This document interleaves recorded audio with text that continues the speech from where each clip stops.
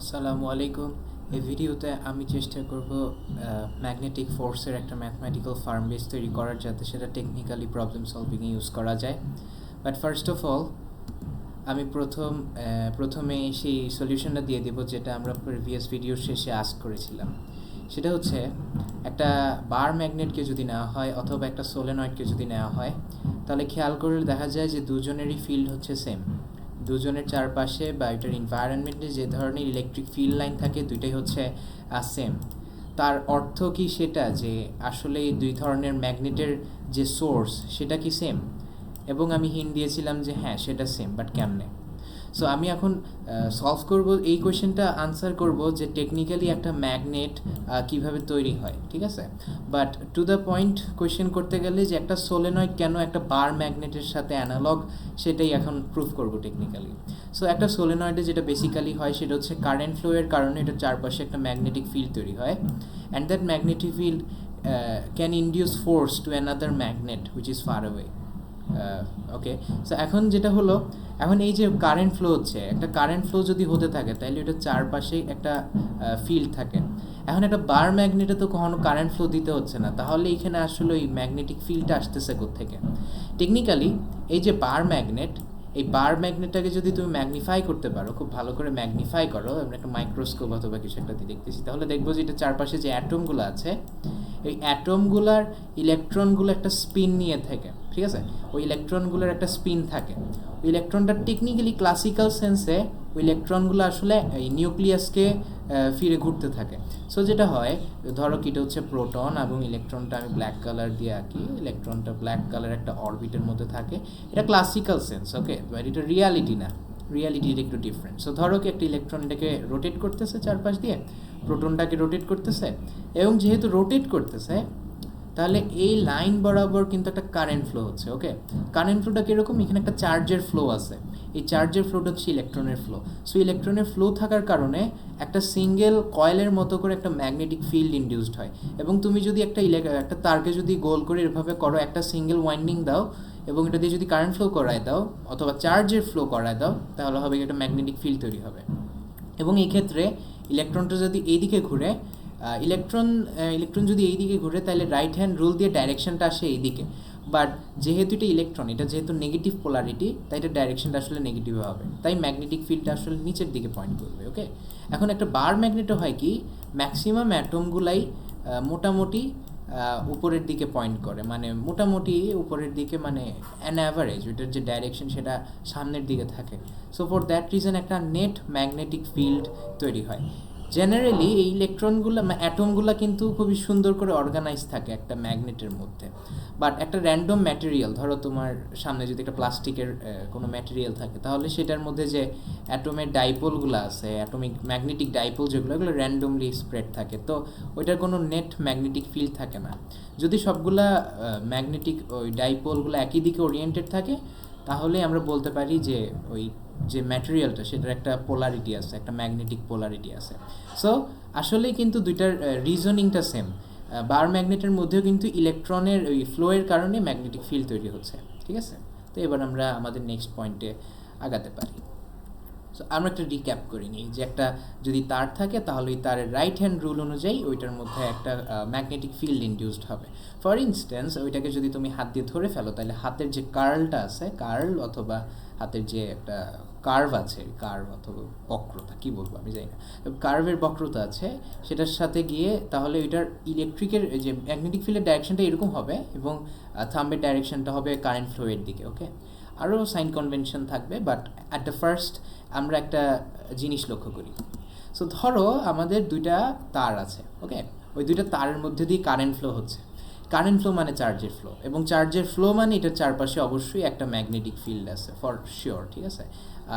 এই যে ডাইরেকশনটা আমি আঁকলাম, এটা আমি মাত্র হাতটা ঘুরে একবার দেখে নিলাম যে আসলে এই ডাইরেকশন ঠিক আছে কিনা। ম্যাগনেটিক ফিল্ডটা এভাবেই তৈরি হবে, ওকে, এবং যত দূরে যাবে ম্যাগনেটিক ফিল্ডটা তত লো পাওয়ারফুল হবে, মানে এটা পাওয়ারফুল বলা উচিত না, এটা মানে ইন্টেন্সিটি কমে যাবে। এখন এই ম্যাগনেটিক ফিল্ড তো হচ্ছে, ঠিক আছে, এটা ভালো কথা। এখন এই যে তার, এই তারের মধ্যে তো চার্জ আছে, এই চার্জটাও তো মোশনের মধ্যে আছে, তাহলে কি চার্জটা কি এই ম্যাগনেটিক ফিল্ডের কারণে কি কোনো অ্যাট্রাকশন বা রিপালশন অথবা কোনো ধরনের বল অনুভব করবে? আমরা আরেকটা জেনারেলাইজেশন দেখি যে যদি উল্টা দিকে কারেন্ট ফ্লো হয় তাহলেও কিন্তু একটা ফোর্স থাকা উচিত। তো আমরা একটা এক্সপেরিমেন্ট করে দেখতে পারি। এখন যদি এক্সপেরিমেন্ট করি তাহলে তুমি খেয়াল করবা যে যদি কারেন্ট ফ্লো একই ডাইরেকশানে থাকে তাহলে ওই দুইটা তারের কাছাকাছি চলে আসতে চায়, ওই ফোর্সগুলো একে অপরের দিকে পয়েন্ট করে। এবং যদি কারেন্ট ফ্লো একটা নেগেটিভ সাইডের দিকে হয় তাহলে ফোর্স দুইটা তারকে রিপালস করে। এটার অ্যাকচুয়াল রিজনটা কী? রিজন বের করার আগে এটার একটা খুবই জোস একটা এক্সপেরিমেন্ট বাসাই করা যায়, ঠিক আছে? যদি তোমার কাছে একটা ব্যাটারি থাকে, ওই টর্চ লাইটের ব্যাটারি, তো সেটা দিয়ে করা যেতে পারে। দুইটা তারকে যদি তুমি কাছাকাছি এনে এটার মধ্যে দিয়ে অপোজিট ডাইরেকশনে কারেন্ট ফ্লো, মানে সেম ডাইরেকশনে কারেন্ট ফ্লো করে দাও, তাহলে এই তারগুলো কাছাকাছি চলে আসবে, যেটা এখানে হচ্ছে। এটা একটা ফ্লেক্সিবল তার, এবং এই ফ্লেক্সিবল তারটা একে অপরকে অ্যাট্রাক্ট করে কাছাকাছি লেগে যাচ্ছে। অবশ্যই এটার জন্য অনেক হাই লেভেল অফ কারেন্ট লাগে, বাট একটা ভালো কন্ডাক্টর ইউজ করলেও একটা ভালো কারেন্ট পাওয়া যায় এরকম এক্সপেরিমেন্ট করার জন্য। এবং এটা একটা চেকোস্লোভাকিয়ান ওয়েবসাইট। এই চেকোস্লোভাকিয়ান ওয়েবসাইটটাতে আরও অনেক রিসোর্স আছে, তোমরা অবশ্যই চেক করতে পারো। এখন একটা আইডিয়া ইন্ট্রোডিউস করতে হবে। ম্যাগনেটিক ফোর্সের কিন্তু একটা জিনিস আছে, ম্যাগনেটিক ফোর্সের একটা ক্যারেক্টারিস্টিক আছে। এইমাত্র দেখলাম না দুইটা তারকে অ্যাট্রাক্ট করে, রিপালস করে, মানে একটা অ্যাট্রাকশন রিপালশন যেটা আর কি। সো এখন এই অ্যাট্রাকশন রিপালশনের যে ব্যাপারটা, এটা কিন্তু খুব ইন্টারেস্টিং। যদি আমরা কয়েকটু প্রিভিয়াস স্লাইডে চলে যাই, আমরা প্রিভিয়াস স্লাইডগুলোতে যাই, ইয়েস। সো প্রিভিয়াস স্লাইডে গিয়ে দেখলো আমরা রেজাল্ট পেয়েছি যে দুইটা যদি একে অপরকে অপোজিট থাকে তাহলে ফোর্সটা হচ্ছে রিপালসিভ, অথবা যদি একই ডাইরেকশন থাকে ফোর্সটা হচ্ছে অ্যাট্রাকটিভ। এখন কথা হচ্ছে এই ফোর্সটা আসলে কী ধরনের? এই ফোর্সের কি কোনো জিওমেট্রিক মিনিং আছে? খেয়াল করো, এখানে কারেন্ট ফ্লোটা হচ্ছে এইদিকে, এই ব্লু কালার ভেক্টর অনুযায়ী, এবং এখানে ম্যাগনেটিক ফিল্ড যেটা, এই ম্যাগনেটিক ফিল্ড তাহলে আসবে কোত্থেকে? এই তারের উপর ম্যাগনেটিক ফিল্ড কার কাছ থেকে আসতেছে?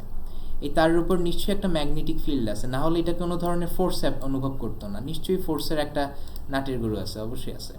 সো এই ফোর্সটাকে আমাদের আনতে হবে কোনোভাবে, ওকে? সো এই ফোর্সটাকে আমরা একটু কমন সেন্স দিয়ে ডিরাইভ করার চেষ্টা করি। কারেন্ট ফ্লো হচ্ছে এই ব্লু ভেক্টর অনুযায়ী, ফোর্স হচ্ছে এই ভেক্টর অনুযায়ী। এবং খেয়াল করো এই যে কারেন্ট ফ্লো, এটা কিন্তু ম্যাগনেটিক ফিল্ডটা হচ্ছে তোমার টেকনিক্যালি এইরকম, ওকে? ম্যাগনেটিক ফিল্ডটা এদিক থেকে উঠে এদিক থেকে ঘুরে, রাইট হ্যান্ড রুল ইউজ করে তুমি দেখাতে পারো। সো হচ্ছে কি, এই ম্যাগনেটিক ফিল্ডটা এদিকে থাকবে, মানে এইটার যে ম্যাগনেটিক ফিল্ড তৈরি করবে এই তারটা, এই তারটা ব্ল্যাক কালার করে দিই তারটাকে, ব্ল্যাক কালার তার যে ফিল্ড ইন্ডিউস করবে সেটা ব্ল্যাক কালার। সো খেয়াল করলে দেখো এইটা হচ্ছে ম্যাগনেটিক ফিল্ড, যেটা ডাইরেক্টলি উপরের দিকে পয়েন্ট করে, অথচ কারেন্ট ফ্লোটা হচ্ছে আরেক ডাইরেকশানে, যেটা অন্য একটা অ্যাক্সিসে, এবং ফোর্সেরটা কিন্তু অন্য ডাইরেকশানে, ওকে? এটা একটা 3 ডাইমেনশনাল ফোর্স হয়ে যাচ্ছে। এটাকে যদি জেড অ্যাক্সিস বলো, এটাকে যদি ওয়াই অ্যাক্সিস বলো, এটাকে যদি এক্স অ্যাক্সিস বলো, তাহলে দেখো ফোর্সটা হচ্ছে এক্স অ্যাক্সিস বরাবর, কারেন্ট ফ্লো হচ্ছে ওয়াই অ্যাক্সিস বরাবর, কিন্তু যে ম্যাগনেটিক ফিল্ড সেটা হচ্ছে জেড অ্যাক্সিস বরাবর। এটা একটা 3 ডাইমেনশনাল ইফেক্ট। ইফেক্টটা আর একটু ডিসক্রিপটিভলি দেখা উচিত। সো যেটা হচ্ছে, এটা যদি কারেন্ট ফ্লো হয় আর এটা যদি ম্যাগনেটিক ফ্লো হয়, মানে ম্যাগনেটিক ফিল্ড যদি বলা উচিত, তাহলে এই যে এই দুইটা ভেক্টর যে তল তৈরি করে, পৃষ্ঠর তল তৈরি করে, এই পৃষ্ঠতলের সাথে 90 ডিগ্রি অ্যাঙ্গেল তৈরি করে দাঁড়ায় থাকে ফোর্স। এবং এই ফোর্সটা হচ্ছে বল, যেটাকে আমরা এতক্ষণ বলছি, দুইটা তারের মধ্যকার বল। এবং এটাকে আসলে ম্যাথমেটিক্যালি ডেসক্রাইব করা যায়, যেটা হচ্ছে জাস্ট একটা ক্রস প্রোডাক্ট। এফ একটা ভেক্টর, এল একটা ভেক্টর, বি একটা ভেক্টর। এল কি? এলটা হচ্ছে তোমার, এটা ধরো কি একটা তার, তো এই তারের মধ্যে যে পয়েন্টে ফোর্সটা তুমি হিসাব করতেছো, ধরো কি এই পয়েন্ট দিয়ে আই কারেন্ট যাচ্ছে, এবং এটার যে ডাইরেকশান, এই তারের ডাইরেকশানটা হচ্ছে এইরকম, ওকে? সো এটার ম্যাগনেটিক ফিল্ড হবে এই তারের ডাইরেকশানের সাথে, ওকে? এরকম হবে না যে তোমার তারের ডাইরেকশানটা এরকম, ম্যাগনেটিক ফিল্ডটা এইরকম, উল্টাপাল্টা হবে না, কেওটিক হবে না। ম্যাগনেটিক ফিল্ডটা ওইটাকে সার্কুলেট করবে। এখানে আসলে ম্যাগনেটিক ফিল্ডটা এইরকম হয়ে যাবে, এখানে আসলে ম্যাগনেটিক ফিল্ডটা এরকম হয়ে যাবে, এটা সার্কুলেট করবে, ওই ট্যানজেন্ট বরাবর তোমাকে সার্কুলেট করাবে ম্যাগনেটিক ফিল্ডটা। এবং এলটা জাস্ট ভেক্টরের জন্য, এই দুটাই আমরা, এলটা হচ্ছে দৈর্ঘ্য, তারের যত দৈর্ঘ্য তুমি হিসাব করতেছো, ওকে? অ্যান্ড এই এল ভেক্টর আর বি ভেক্টরকে ক্রস প্রোডাক্ট করলে আসতেছে ফোর্স। কিন্তু ক্রস প্রোডাক্ট মানে কি? এই ক্রস প্রোডাক্ট অনেক ইন্টারেস্টিং একটা জিনিস, এটা আমাদের ফিজিক্সে বারবার আসে। ফিজিক্সের মধ্যে তুমি যদি একটা লাটিমের কথা চিন্তা করো, লাটিমের মধ্যেও কিন্তু এই ফোর্সের বিষয়টা বারবার আসে। এখন এই যে ক্রস প্রোডাক্ট, সেটা ডিসক্রাইব করতে হলে আমরা এ ভেক্টর এবং বি ভেক্টর নিই। এবং A vector times B vector যদি ক্রস প্রোডাক্ট নিই তাহলে ওই ক্রস প্রোডাক্টটা হবে একটা ডাইরেক্ট ভেক্টর যেটা আসলে এই দুইটা ভেক্টরের সাথে 90 ডিগ্রি অ্যাঙ্গেল তৈরি করে। খেয়াল করছো 90 ডিগ্রি অ্যাঙ্গেল তৈরি করতেছে। এবং অবশ্যই মনে রাখবা ক্রস প্রোডাক্ট আসলেই তোমাকে 3 ডাইমেনশনালি চিন্তা করতে হবে, ক্রস প্রোডাক্ট হচ্ছে 3 ডাইমেনশনাল। এখন কথা হইলো গিয়ে এই ক্রস প্রোডাক্ট আসলে টেকনিক্যালি আসলে দেখতে কীরকম, এই ক্রস প্রোডাক্ট তো বুঝলাম, কিন্তু এ ভেক্টরের মান একরকম, বি ভেক্টরের মান একরকম, তাহলে এই যে এ ক্রস বি ভেক্টরের যে মান সেটা কত হবে?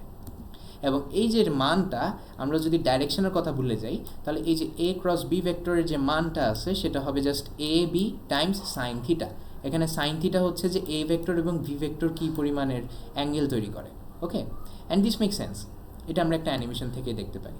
সো খেয়াল করো এখানে দুইটা ভেক্টর আছে, দেখতেছো একটা তল আছে, যে এই তলটা আছে, যে এই তলটা যেটা দেখতেছো এই তলটা হচ্ছে দুইটা ভেক্টরের তৈরি করা তল। এবং এই যে দুইটা ভেক্টরের তৈরি করা তল, এই দুইটা ভেক্টরকে তুমি যদি ক্রস প্রোডাক্ট করে দাও তাহলে তৈরি হবে এই আরেকটা থার্ড ভেক্টর যেটা তারাই আছে। খেয়াল করবা এই থার্ড ভেক্টরটা কিন্তু এই পৃষ্ঠের সাথে 90 ডিগ্রি অ্যাঙ্গেল তৈরি করে। এখন কথা হচ্ছে এই ভেক্টরের যে ক্রস প্রোডাক্ট, এই ক্রস প্রোডাক্টে আমাদের এই যে মানে মান আছে, এই যে ভেক্টরের মান, এই ভেক্টরের মানটা হবে এ বি সাইন থিটা। তো তুমি ভাবতেই পারো যে যদি দুইটা ভেক্টরের মধ্যে আমরা উপর থেকে দেখতেছি ভেক্টরের মধ্যে 90 ডিগ্রি অ্যাঙ্গেল থাকে, তাহলে এই যে দাঁড়াই থাকবে, যেটা এখান দিয়ে দাঁড়াই থাকবে এই ডাইমেনশন বরাবর, মানে এটা এইভাবে আঁকলে যেটা দাঁড়াই থাকতো সেটার মান হবে just A B, because sine 90 এর মান 1।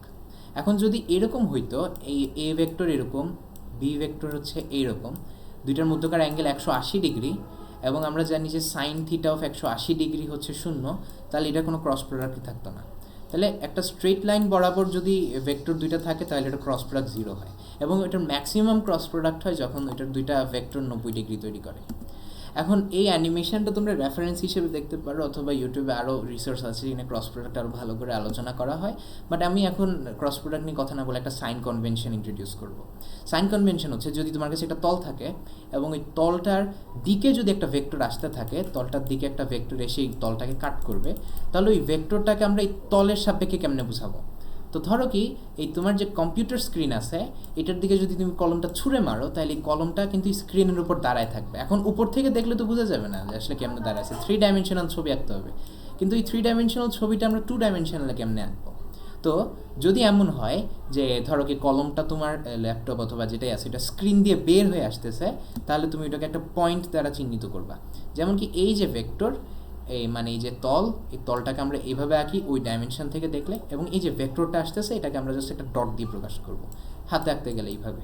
এখন যদি তোমার থেকে দূরের দিকে চলে যায় তাহলে তুমি জাস্ট ক্রস হিসেবে চিন্তা করবে। এভাবে চিন্তা করতে পারো যে একটা ধনুক অথবা একটা যে কোনো ধরনের তীর তোমার দিকে মারা হয়েছে, তীরটা হয়তো একবার তোমার থেকে দূরে যাচ্ছে অথবা তোমার দিকে ফিরে আসতেছে।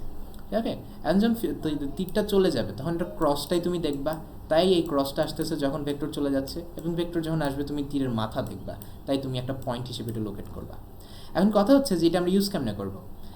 ইউজ করা আসলে এটা খুবই ভালো একটা মেথড। খেয়াল করো যে যখন আমাদের কাছে ম্যাগনেটিক ফিল্ড থাকে, ম্যাগনেটিক ফিল্ডের এই অংশগুলো হচ্ছে আমাদের, ধরো কি একটা একদম এইভাবে একটা তার আছে, তো ম্যাগনেটিক ফিল্ড এদিকে আসতেছে এদিক দিয়ে যাইতেছে, তাহলে এই ম্যাগনেটিক ফিল্ডগুলোর ভেক্টর আমাদের এই যে স্ক্রিনের ভিতরের দিকে, আর এদিকে ম্যাগনেটিক ফিল্ডের ভেক্টরের স্ক্রিনের দিকে ইন করতে মানে আমাদের দিকে আসতেছে। ঠিক আছে, তো এখন কথা হচ্ছে এটা আমরা 2 ডাইমেনশনে কেমনে দেখাবো? আমরা দেখাবো এইভাবে, যখন ভেক্টরগুলো ভিতরের দিকে ঢুকে যাচ্ছে তখন ক্রস দিয়ে, এবং ভেক্টরগুলো চলে আসতেছে তখন একটা ডট দিয়ে। এবং আরেকটা কথা, এটার ফুল ডেরিভেশন আমরা পরে দেখব, বাট আপাতত মনে রাখো যে যদি এই তার থাকে, এই তারের মধ্যে দিয়ে যদি কারেন্ট ফ্লো আই হয়, তাহলে ওইটার থেকে কতটুকু দূরত্ব দূরে, ধরো কি আর দূরত্ব দূরে যে ম্যাগনেটিক ফিল্ড যেটা, সেটার মান হবে এইটা। এটা খুব ইন্টারেস্টিং একটা সলিউশন, এটা আমরা পরে আরও ভালো করে যাবো। আর এটা মিউট নটের সাথে আমরা মনে হয় পরিচিত, এটা ম্যাগনেটিক ডাইপোল মোমেন্ট না, এটা আসলে ওই ম্যাগনেটিক পারমিয়েবিলিটি কনস্ট্যান্ট। ওকে, এটা একটা কনস্ট্যান্ট, একটা ধ্রুবক। ওকে, এখন আমরা সব ধরনের আইডিয়া র্যাপ আপ করে ফেলতে পারি। এখন কথা হচ্ছে যে আমরা দেখেছিলাম যে আমরা ফার্স্টে দেখেছিলাম যে একটা ফোর্সের যে ইকুয়েশন সেটা হচ্ছে একটা ক্রস প্রোডাক্ট, তারপর আমরা একটু আগে দেখলাম যে ম্যাগনেটিক ফিল্ড হচ্ছে বি, এবং এই দুইটাকে সমীকরণ সমাধান করে আমরা বলতে পারি একটা তারের মধ্যে দিয়ে কারেন্ট ফ্লো কেমন হবে। সো ধরো আমরা এই 2 নাম্বার তারের মধ্যে কতটুকু বল সেটা বের করতে চাই, এখন খেয়াল করেন যে তোমার কাছে যদি অনেকগুলো লম্বা লম্বা তার থাকে তাহলে কিন্তু বলের মান অনেক বেশি হবে, অথবা তোমার কাছে যদি আমি এটা সব মুছি, অথবা তোমার কাছে যদি ছোট দুইটা তার থাকে তাহলে বলের মান কম হবে। তাহলে তুমি করবা কি, প্রত্যেক 1 মিটার লম্বা তারের জন্য কতটুকু বল সেটাই হিসাব করো, প্রতি মিটার তারের জন্য কত, তাহলে তুমি আধা মিটারের জন্য কত, 100 মিটারের জন্য কত বের করে ফেলতে পারবে।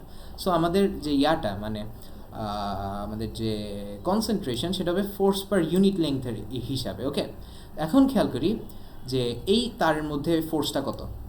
সো এই তারের মধ্যে ফোর্সটা যদি বের করতে হয় তাহলে বের করতে হবে যে এটার মধ্যে অবশ্যই একটা কারেন্ট ফ্লো আছে, কারেন্ট ফ্লোয়ের মান দেওয়া আছে I2। এখন কারেন্ট ফ্লোটা কখন বল প্রয়োগ করবে, মানে বল অনুভব করবে, তখনই করবে যখন এটার মধ্যে একটা ম্যাগনেটিক ফিল্ড থাকবে, এবং ম্যাগনেটিক ফিল্ডটা দিবে কে, এই যে সেকেন্ড তার আছে সে। এখন এই সেকেন্ড তারের যে ম্যাগনেটিক ফিল্ড, এখান থেকে এই দুইটার মধ্যে দূরত্ব যদি r হয়, তাহলে এই জায়গাতে মানে ধরো একটা পয়েন্টের মধ্যে ওইখানে তোমার ম্যাগনেটিক ফিল্ডের মান হবে μ0I2/r। ওকে, এবং এখানে যেহেতু এটা ফার্স্ট তার দিচ্ছে তো আমরা বলবো I1/r। এবং ফোর্স কত, এই পুরা দৈর্ঘ্যের মধ্যে ফোর্স কত, ধরো কি আমরা এখান থেকে ডেল্টা এল দৈর্ঘ্য নিলাম, এই পুরা ডেল্টা এল ধরে কিন্তু তোমার ম্যাগনেটিক ফিল্ড ধ্রুবক থাকবে, একই ম্যাগনেটিক ফিল্ড থাকবে, বিকজ একই দূরত্ব দূরে, ঠিক আছে, এখানে যে ম্যাগনেটিক ফিল্ড এখানেও সেই ম্যাগনেটিক ফিল্ড। তো সব মিলে আমি সব মুছি আগে, তো সব মিলে হবে কি, ফোর্সটা হবে ILB। ওকে, অ্যান্ড বিটা হচ্ছে এই জাস্ট এই ইকুয়েশনটা একটা জায়গায় বসায় দাও, তাহলে তুমি পাবা যে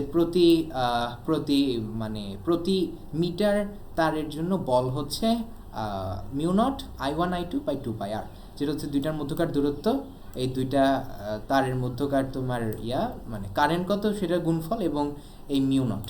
ওকে, এখন কথা হচ্ছে যে এটা আমাদের ফার্স্ট দুইটা বার ম্যাগনেটের ইন্টারঅ্যাকশনের সাথেই অনেকটা সিমিলার টাইপের একটা ইকুয়েশন তৈরি করলাম, এবং পরে দেখবো যে আসলে দুইটা আসলে একই জিনিস, আসলে আজকে যেমন একটা প্রবলেম দেখলাম আমরা।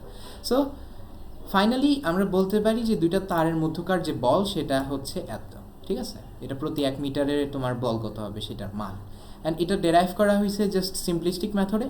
আমরা এটাকে আরও কমপ্লেক্স মেথড, যেমন কি এটা সোলেনয়েড থাকলে সেইটার সাথে আরেকটা সোলেনয়েডের বলের মান কত হবে সেটা বের করা যেতে পারে। ওকে, সো আজকের জন্য আমার মনে হয় এতটুকুই এনাফ। থ্যাংক ইউ, আল্লাহ হাফিজ।